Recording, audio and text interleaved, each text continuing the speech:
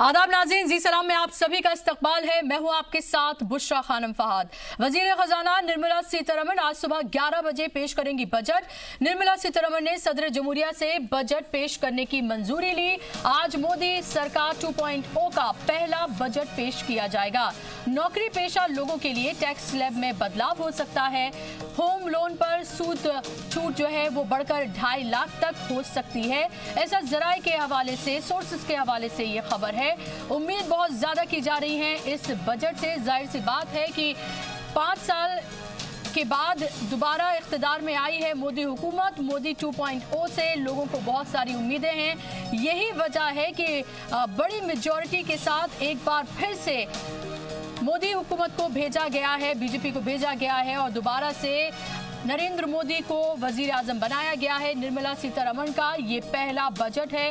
लोगों को ढेर सारी उम्मीदें हैं। लोग ये उम्मीद लगा रहे हैं कि जब पिटारा खुलेगा तो उनके लिए क्या कुछ निकलेगा। हालांकि हम ये मानते हैं कि हम देखा भी है कि लोग ज़्यादातर बजट से बहुत उम्मीदें लगाए बैठते हैं। उन्हें लगता है कि शायद बजट आएगा तो न जाने कितनी उनकी ज़िंदगी में बदलाव आ जाएंगे। देखना ये होगा कि क्या वाकई में ये बजट उम्मीदों का बजट बन पाता है, लोगों की ख्वाहिशों का, उनकी उम्मीदों का बजट बन पाता है। ख़ास तौर पर ये देखना बेहद इम्पॉर्टेंट होगा, बहुत ज़रूरी होगा कि क्या जो छोटे मझोले जो इंडस्ट्रीज़ हैं क्या उनको लेकर कोई ऐलान किया जाता है, ये देखना बेहद अहम होगा।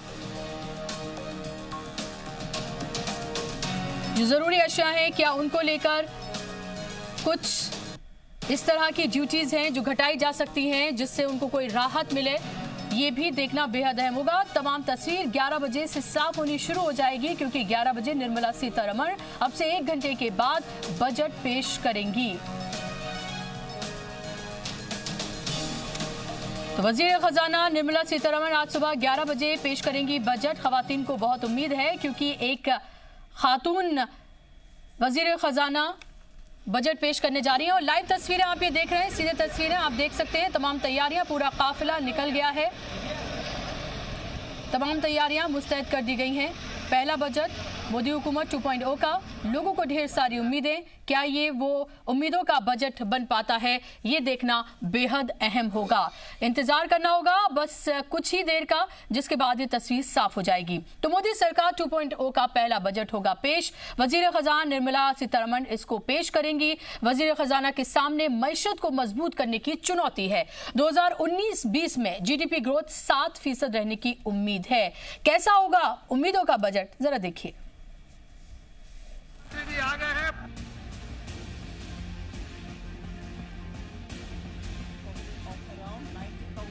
जितनी बड़ी जीत उतनी ही बड़ी आवाम की उम्मीद। लोकसभा इंतखाब में आवाम ने मोदी सरकार 2.0 के लिए झोली भरकर अरकान पार्लियामेंट को ऐवान में भेजा। मोदी सरकार के सामने अब उतना ही बड़ा चैलेंज आवाम की उम्मीदों को पूरा करना है। मोदी सरकार के दूसरे मुद्दतेकार का ये पहला आम बजट है। वज़ीर खजाना का कामकाज संभालने के बाद से ही निर्मला सीतारमण बजट की तैयारियों में लग गई थी और हर सेक्टर के नुमाइंदों के साथ बातचीत के बाद बजट को तैयार किया गया है। निर्मला सीतारमण के सामने उम्मीदों का पहाड़ है और उनके लिए सभी को खुश करना किसी बड़े चैलेंज से कम नहीं है। 8% का जो ग्रोथ रेट है उसे हमें उसे सार्थक करने के लिए हम इन्वेस्टमेंट पे ध्यान दें। निवेश होगा तो उसके चलते ही आपका जो है आपका निर्यात, आपका रोजगार, सब एक साथ हो जाएगा। 2019-20 में जीडीपी ग्रोथ 7% रहने की उम्मीद है। 2018-19 में तरक्की की शरह 6.8% रही थी, जो पिछले 5 साल में सबसे कम है।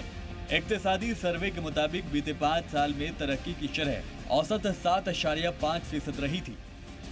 2018-19 में इक्तिसादी घाटा जीडीपी का 3.4% रहने का इम्कान बरकरार है। लेबर रिफॉर्म्स, अब लेबर रेगुलेशन जो है अब 100 से कम यदि नौकर है, नौकरशाही है उसमें कंपनी में, तो उस पे लागू नहीं होता।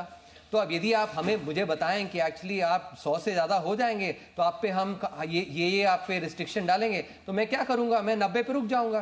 तो वही होता है हमारे देश में। माहिर इक्तिसादी उमूर के मुताबिक बजट में निर्मला सीतारमण खाद्य सब्सिडी को सीमित करने के लिए कदम उठा सकती हैं। इसके अलावा रोजगार पैदा करने वाली नई इकाइयों को बढ़ावा दिया जा सकता है। स्वाति खांडेवाल के साथ ब्यूरो रिपोर्ट, जी मीडिया।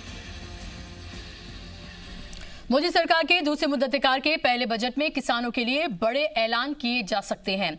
उबूरी बजट में किसानों को जो राहत दी गई थी वो सिलसिला इस बजट में भी जारी किया जा सकता है।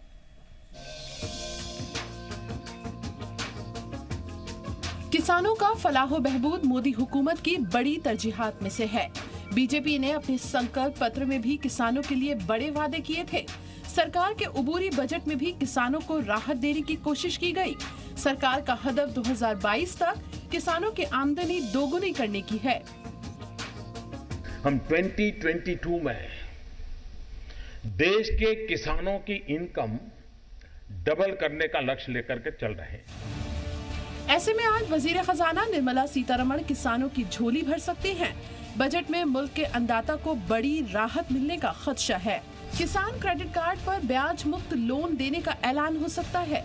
किसानों के लिए 1 लाख तक के कर्ज को ब्याज मुक्त किया जा सकता है। बीमा कंपनियों की मुनाफाखोरी रोकने के लिए फसल बीमा योजना में तब्दीली मुमकिन है।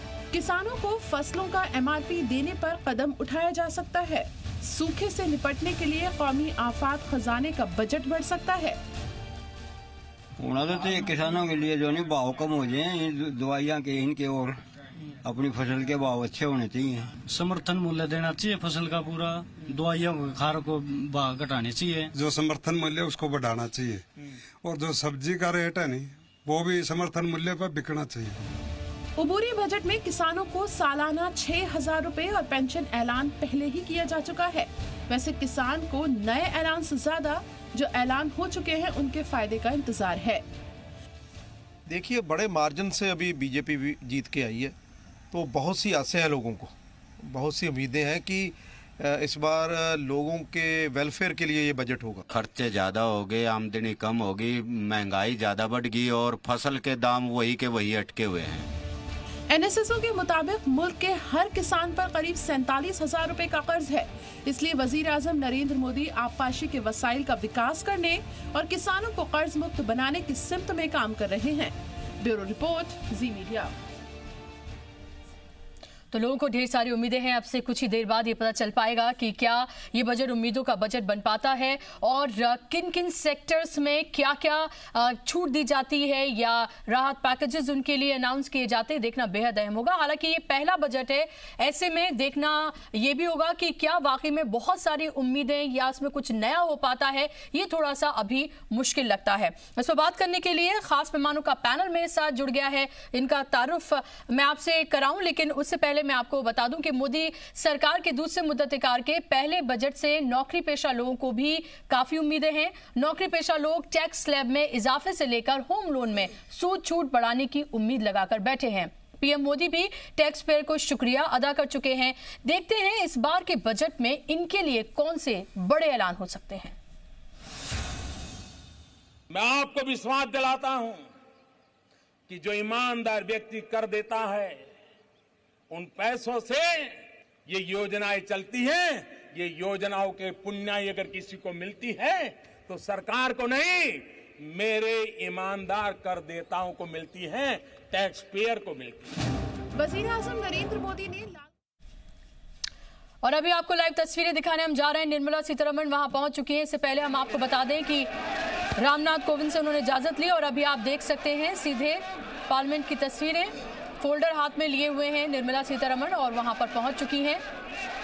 तस्वीरें बेहद खास इसलिए भी क्योंकि मोदी 2.0 का ये पहला आम बजट है और खास इसलिए बहुत ज्यादा कि एक खातून, एक वुमेन फाइनेंस मिनिस्टर हिंदुस्तान को मिली हैं और ये तस्वीरें ऐसे में विमेन एम्पावरमेंट के लिहाज से भी अगर हम देखें तो बेहद खूबसूरत तस्वीरें हैं। देखना ये होगा कि अब से कुछ देर बाद जब बजट पेश किया जाता है तो क्या कुछ खास उसमें निकल कर आता है, इससे लोगों को खासी उम्मीदें हैं।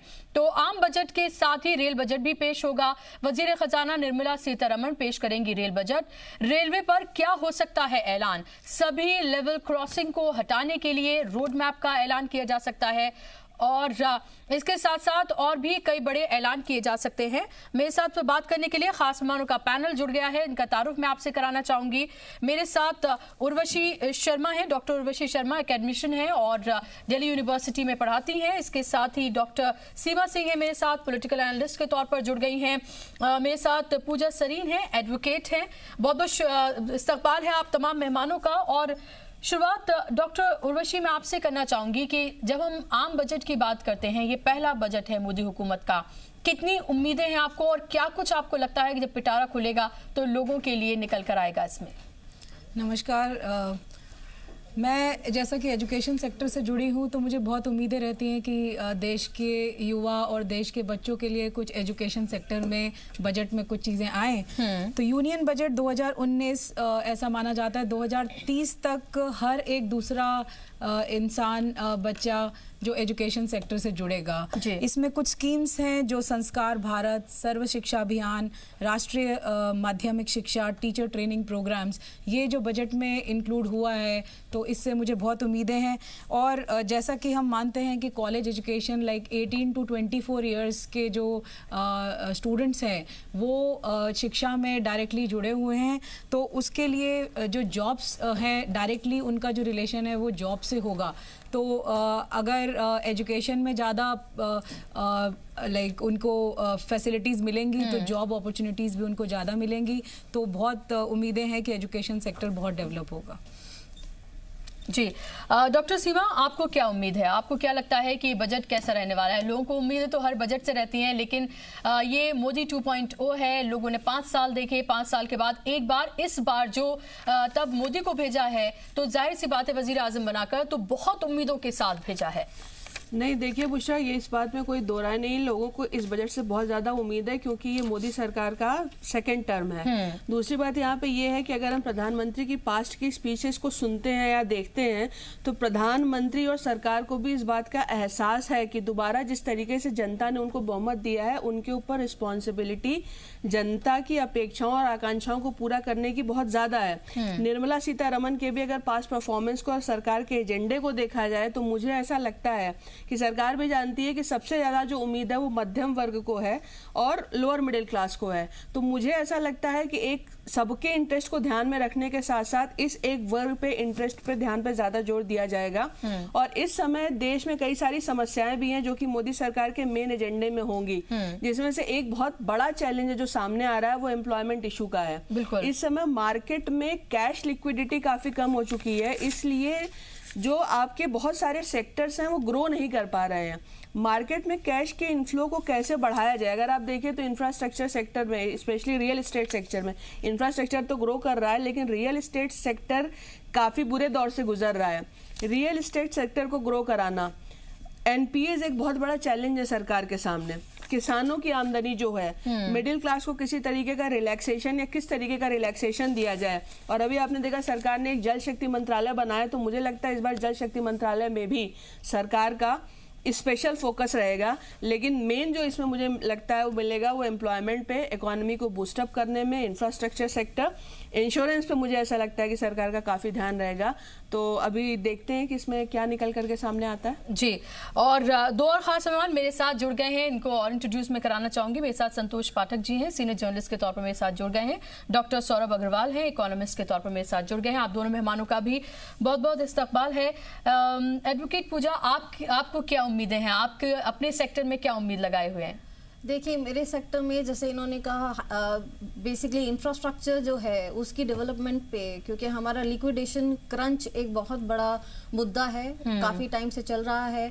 और पिछले 4 या 5 सालों में हम देख रहे हैं कि जो बिल्डर्स हैं बेसिकली वो ऐसा नहीं है कि उनका जो इंटेंशन है वो फ्रॉड करने का था, बट क्योंकि उनके जो फंड्स आए, फंड्स को उन्होंने अच्छे से डाइवर्सिफाई कर दिया और उसके बाद में वो रिकवरी करना इम्पॉसिबल सा हो गया, क्योंकि लिक्विडेशन जो है, लिक्विडिटी का प्रॉब्लम तो है ही। तो ये एक क्रंच है जिसको रेरा भी और बाकी गवर्निंग बॉडीज भी जो भी हैं वो नहीं ठीक कर पाई हैं। और गवर्नमेंट से डेफिनेटली इस बार ये एक्सपेक्टेशन है कि वो कुछ इस तरह के कदम उठाएं कि रेरा जो एक बॉडी 2017 में लॉन्च की गई, और इंटेंशन ये थी कि बायर्स को एक रिलीफ मिलेगा, बायर्स जो हैं वो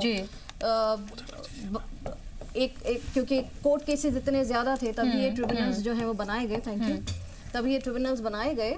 और मगर 2017 में इनको बनाया गया, मगर 2019 तक इसमें बहुत ज़्यादा फैसले नहीं हो पाए क्योंकि कुछ ना कुछ रहा, जैसे जीएसटी हो गया या डिमोनेटाइजेशन या बाकी जो आती रही। तो हाँ, उम्मीद है गवर्नमेंट से कि कुछ किया जाए और इस तरह से किया जाए कि जो ये builder related, buyer related problems हैं उनका कोई ना कोई सोल्यूशन आए। ओके डॉक्टर सौरभ, एक इकोनॉमिस्ट के होने के नाते और आप तो चीज़ों को बहुत बारीकी से देखते हैं, समझते हैं, आपको क्या लगता है वाकई में जो लोग इतनी उम्मीदें लगाए बैठे हैं, जो टॉल प्रोमिसेस किए गए हैं, क्या वाकई में इस पहले बजट में वो कोई झलक दिखेगी या फिर एक तरह से आपको ये फॉलो ऑन रहेगा कि जो पिछले बजट में जो वादे किए गए उसी को ही अब आगे बढ़ाते हुए उसमें कुछ हो सकता है कुछ तब्दीलियां की जाएं? एक तो ये बजट महा बजट सा होगा, दूसरा ये फॉलो ऑन भी होगा क्योंकि एक सरकार ने बात की है एक स्टेबल मैक्रो इकोनॉमिक एनवायरनमेंट देने की। जहां तक जुडिशियल आपने भी बात की तो एक बड़ी इंपॉर्टेंट इकोनॉमिक सर्वे में इस बार बात की गई है कि कॉन्ट्रैक्चुअल ऑब्लिगेशंस को पूरा किया जाए और उसके लिए सरकार मुझे लगता है एक अच्छा खासा फंड देना चाहिए लोअर जुडिशरी में रिफॉर्म्स के लिए और जजेस की भर्ती के लिए, तो वो मुझे एक लगता है लोगों को रिलीफ देगा। दूसरा सबसे पहले मैं मध्यम वर्ग को आऊंगा कि जो मध्यम वर्ग जो लास्ट के 5 मिनट होते हैं ना उसमें जो मिलता है टैक्स के रिफॉर्म्स में वो सबसे अच्छा लगता है, तो उस पर मैं 2 मिनट बोलना चाहूंगा।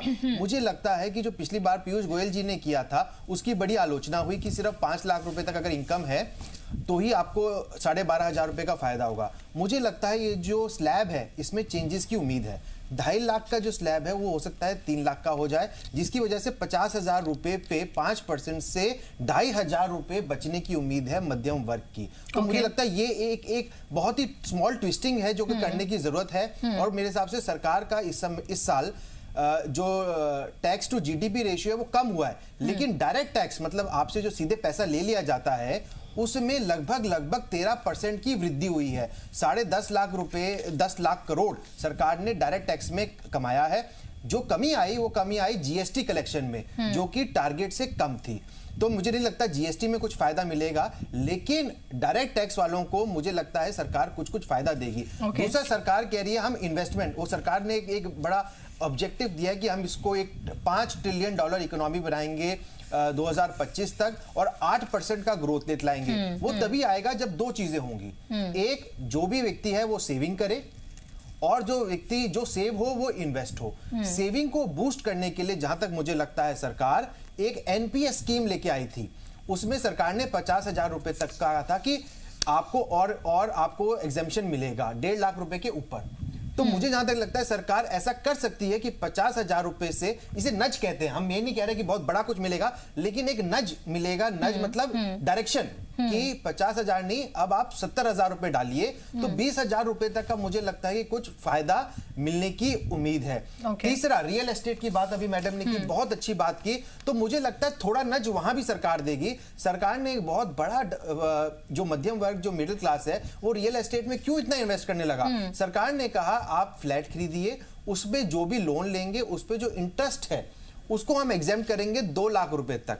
तो मुझे लगता है सरकार इसको हो सकता है बढ़ा के 3 लाख रुपए कर दे। उससे क्या होगा, जो मिडिल क्लास है वो कहेगा कि मुझे 3 लाख रुपए की रियायत मिलेगी इंटरेस्ट के ऊपर, तो हो सकता है वो और फ्लैट खरीदने की सोचे और रियल एस्टेट को एक बूम मिलने की उम्मीद है। चौथी चीज जो इन्होंने 2014-15 में की थी, तो 1.5 लाख रुपए एटीसी लिमिट है, मेरे हिसाब से हो सकता है इन्वेस्टमेंट, ताकि पीपीएफ में चाहे इंश्योरेंस में 1.5 लाख से बढ़ा के हो सकता है सरकार इसको 2 लाख। ये बहुत छोटे छोटे मेजर्स हैं, लेकिन इसका बहुत इंपैक्ट पड़ेगा। किसानों के लिए सरकार ऑलरेडी कर चुकी है एक तो मिनिमम सपोर्ट प्राइस की बात, और ये जो 6,000 रुपए देने की सरकार ने बात की, मेरे हिसाब से उसका हम इकोनॉमिक्स में हम कहते हैं केंजियन मल्टीप्लायर, कंजम्पशन बढ़ने की बहुत उम्मीद है जिसका इफेक्ट सीधे सीधे इकोनॉमी में मिलेगा। इन्वेस्टमेंट पे सरकार 2 जगह मुझे लगता है फोकस करेगी। एक तो फोकस करेगी एमएसएमईज पे, जिसका जिक्र भी किया गया है इकोनॉमिक सर्वे में। हाँ, एमएसएमईज पे फोकस करेगी। दूसरी, कोई भी इकोनॉमी नहीं बढ़ती जब तक उसका एक्सपोर्ट नहीं बनता। तो जो हमारे एक्सपोर्टर भाई बहन है जो कि बहुत अच्छा काम कर रहे हैं, वो 2013 से लगभग स्टेबल है। तो सरकार मुझे लगता है कि कुछ इन्वेस्टमेंट कोशिश करेगी। वो कोशिश कैसे करेगी? सरकार के पास कोई पिटारा नहीं है। वो पिटारा यही है कि जो अभी हमने देखी पिछली 3 बार जो भी आरबीआई की पॉलिसी आई, तो रेपो रेट होता है जिस रेट पे मतलब रिजर्व बैंक जो हमारा सेंट्रल बैंक है वो बैंकों को देता है पैसा। अगर उसका रेपो रेट वो कम कर देती है तो मेरे हिसाब से बैंकों को कम रेट पे पैसा मिलेगा। अगर बैंकों को कम रेट पे मिलता है और अगर फाइनेंस मिनिस्ट्री और आरबीआई थोड़ा सा नज, मैं बार बार नज कह रहा हूं क्योंकि ये रॉबर्ट शिलर की दी हुई एक नोबेल लॉरेट की दी हुई एक टर्म है जो कि अमेरिका में भी जिसने बड़ा काम दिया है और यूके में भी, इसे कहते हैं बिहेवियरल नज।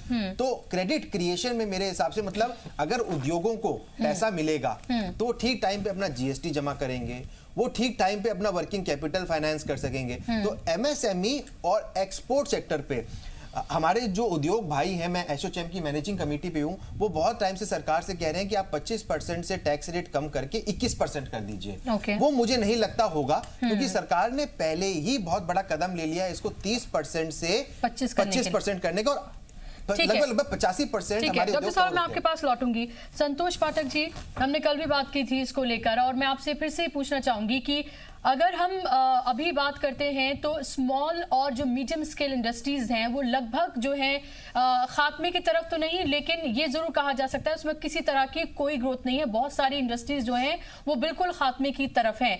ऐसे में चाइना जब हमें थ्रेट दे रहा है और हम ये वादा कर रहे हैं कि 2025 तक हम $5 ट्रिलियन की हम इकोनॉमी बन जाएंगे, 7 का हमने ग्रोथ रेट की हमने बात की है और अगर वो भी एक टारगेट रखा है, वो भी पता नहीं कि पॉसिबल हो पाएगा क्या नहीं। क्या आपको लगता है रियलिस्टिक गोल्स हैं ये?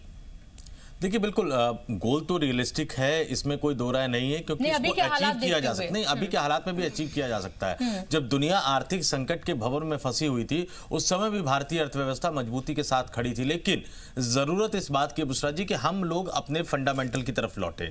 देखिए फंडामेंटल क्या था? छोटे छोटे उद्योग धंधे जो तमाम जो सरकारी नीतियां या कई अन्य वजहों से एक एक करके बर्बाद होते चले गए, बंद होते चले गए। चीन की तरफ से जिस तरह से डंपिंग ग्राउंड भारत को बना दिया गया उसके बाद बर्बाद होते चले गए। तो एमएसएमई जिसका जिक्र कल आर्थिक सर्वेक्षण में किया गया, उसको आप किस तरह से मजबूत करेंगे, किस तरह से आप startup India, stand up India, make in India जैसे अभियान में बैंकिंग सिस्टम को आप मजबूत करेंगे कि वो फायदा लोगों तक पहुंचाए, लोन दे। और जिस तरह से रेपो रेट आरबीआई ने कम किया, उस रेपो रेट के कम करने का जो फायदा है वो उपभोक्ताओं तक बैंक पहुंचाने को तैयार रहे। दूसरी सबसे बड़ी बात जो एग्रीकल्चर सेक्टर, देखिए 1.5 से 2 गुना आमदनी बढ़ाने की बात हो, एमएसपी बढ़ाने की बात हो या 6,000 रुपए सालाना देने की बात हो, इसके मैकेनिज्म को लेकर मुझे लगता है कि कुछ और इस बजट में जरूर इस बार आने वाला है कि या तो इसको थोड़ा बहुत बढ़ाने की बात होगी या ज्यादातर किसानों को इसके दायरे में लाने की बात होगी। उस समय जो इस नीति को लागू किया गया था, चूंकि चुनाव का समय था, तो अब हो सकता है कि कुछ ठोस रणनीति लेकर, ठोस कोई पॉलिसी लेकर सरकार सामने आए और उसको लागू करे। तीसरी जो सबसे बड़ी बात है, देखिए निश्चित तौर पर जो फंडामेंटल जो भारत का था कि आप अपनी कृषि को मजबूत करिए, छोटे छोटे उद्योग धंधों को मजबूत कीजिए, छोटे व्यापारियों को मजबूत कीजिए और उसके साथ ही साथ जो आपके एक्सपोर्टर हैं उनको मजबूत कीजिए। क्योंकि देखिए हमारा जो एक्सपोर्ट और इंपोर्ट जो है वो इंबैलेंस है कच्चे तेल के आयात की वजह से। तो कोशिश इस बात की होती रही है अब तक की सरकारों की कि कच्चे तेल के आयात का जो असर हम पे पड़ता है नकारात्मक, तो हम अपनी चीजों को एक्सपोर्ट करें ज्यादा से ज्यादा, जो पिछले 1-2 सालों में उसको कमी आई है। तो एक्सपोर्ट को लेकर कुछ इंसेंटिव प्लान जरूर सरकार के पास होगा और मुझे लगता है कि इस बजट में उसकी घोषणा भी होनी चाहिए कि किस तरह से हमें अपने एक्सपोर्टर भाइयों को फायदा पहुंचाए। हम हर जगह देखते हैं, हर प्रोडक्ट आप उठा कर देखिए मेड इन चाइना लिखा होता है उसमें, मोबाइल से लेकर आप अपने घर के अप्लायंसेस से लेकर छोटी से छोटी घर की प्लास्टिक की चीज भी आप उठाकर देखेंगे तो उसमें मेड इन चाइना लिखा होता है। सवाल यह है कि चाइना हर जगह, हर कंट्री में जिस तरह से अपने पैर पसार रहा है, हिंदुस्तान इस तरफ क्यों नहीं कोशिश कर रहा है? देखिए इसकी कई वजह हैं। देखिए चीन में जिस तरह से इकोनॉमिक मॉडल है, जिस तरह से लेबर लॉज वहाँ है, शायद भारत उस पैटर्न पे पूरी तरह से काम नहीं कर सकता क्योंकि हम एक लोकतांत्रिक देश है। लेकिन उसके बावजूद जो भारत ने पिछले 2-3 सालों में किया कि दुनिया के तमाम देशों को इंक्लूडिंग चीन जो अपना सामान भारत बेचते हैं उनको ये कहा गया कि आप भारत में आइए, प्लांट लगाइए, कंपनी लगाइए और भारतीयों को रोजगार दीजिए। हमने नोएडा में देखा कि कई विदेशी कंपनियां, मोबाइल की कंपनियां जिसका आपने जिक्र किया, वो भारत में आई और उन्होंने कंपनी लगाई और 40 से 50 हज़ार लोगों को रोजगार अलग अलग प्लांट में वो दे रहे हैं। तो इस नीति का विस्तार करने की जरूरत है। और इंपोर्ट वाली जहां तक बात है, देखिए ये इसको लेकर एक कंप्रिहेंसिव पॉलिसी जरूर लेकर सरकार को मुझे लगता है आना चाहिए कि उन तमाम सामानों से जिसके इंपोर्ट की वजह से भारतीय कंपनियां छोटी छोटी जो एमएसएमई है, अगर उनके सामने आजीविका का संकट खड़ा हो जाता है, अगर वो समाप्ति के कगार पर चले जाते हैं, तो आप इंपोर्ट ड्यूटी या बाकी अन्य साधनों का सहारा लीजिए जिस तरह से अमेरिका ने अभी लिया है। लेकिन बड़ी बात यह है कि मुझे लगता है कि जो अंतरिम बजट, एक तरह से उसको पूर्ण बजट ही कहा गया था चुनाव से पहले, उसको जो पेश किया गया था उसका ये एक्सटेंशन होगा। लेकिन निश्चित तौर पर चुनावी साल नहीं है, चुनाव खत्म हो चुके हैं, तो कई कड़े फैसले इसमें जरूर देखने को मिलेंगे।